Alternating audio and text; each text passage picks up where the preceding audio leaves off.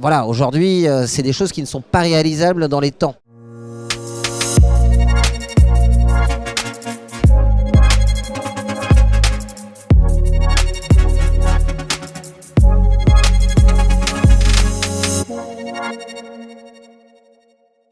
C'est vrai que ça a été un peu un big bang parce qu'on parle d'une hausse de 50%. On est bien sur le taux et on n'est pas sur l'assiette. Mais voilà, c'est quand même quelque chose de très important.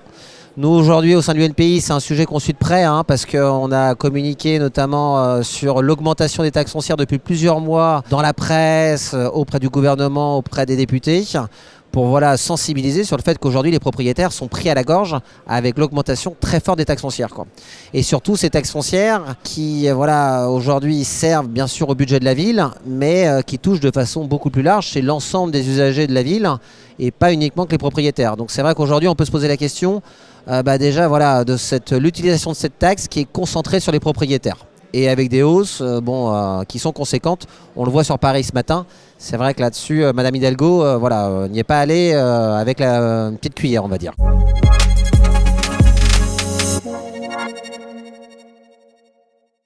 Quand on échange avec nos propriétaires, enfin avec les adhérents, les propriétaires, c'est vrai que de mener des travaux pour que l'immobilier, pour que les appartements soient, on va dire, énergétiquement de meilleure qualité, il y a une vraie volonté de le faire. Par contre, après, c'est de pouvoir faire des choses dans un cadre, dans un timing, dans un calendrier qui est réalisable. Aujourd'hui, si je me permets de faire le lien avec le diagnostic performance énergétique, les classifications, voilà, aujourd'hui, c'est des choses qui ne sont pas réalisables dans les temps. Et nous, on a tous les jours des adhérents qui viennent nous voir en difficulté, qui ont des appartements qui ne sont pas dans des bonnes classifications, avec des locataires. Et au final, on va avoir un effet contraire avec des appartements qui vont sortir du marché. On est dans un marché déjà tendu, on va recréer de la tension.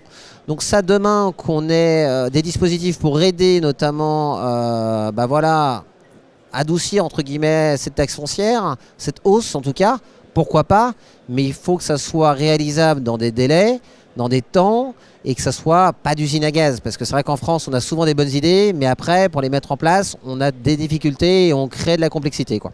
Donc ça, c'est un point de vigilance. Il faut retenir que le propriétaire, il est prêt à faire des efforts, mais que ça soit possible et que ça soit réalisable. Voilà.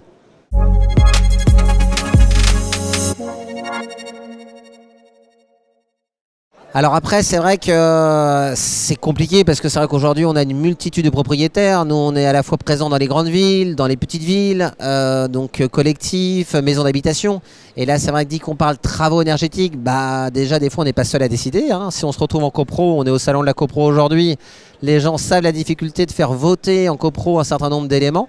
Donc ça, c'est des sujets aussi qui prennent du temps. Donc c'est vrai que quand on a des calendriers, je reviens là-dessus, mais voilà, quand les années passent, le temps que la copro se mette en œuvre, trouve déjà un accord au sein de la copro, trouve les artisans et puisse mettre ça en place, voilà, ça se fait pas du jour au lendemain. Donc ça, je pense qu'il faut que l'État, il faut que le gouvernement, que voilà, l'administration comprenne qu'on est tous sensibles, je dirais aujourd'hui, à l'écologie. Je pense qu'il n'y a aucun doute là-dessus. Mais c'est pour y aller, il faut qu'on puisse se mettre autour de la table et qu'on le fasse voilà, de façon coordonnée. Après, je comprends l'État aussi qui veut envoyer des messages forts, mais il faut que ça soit réaliste.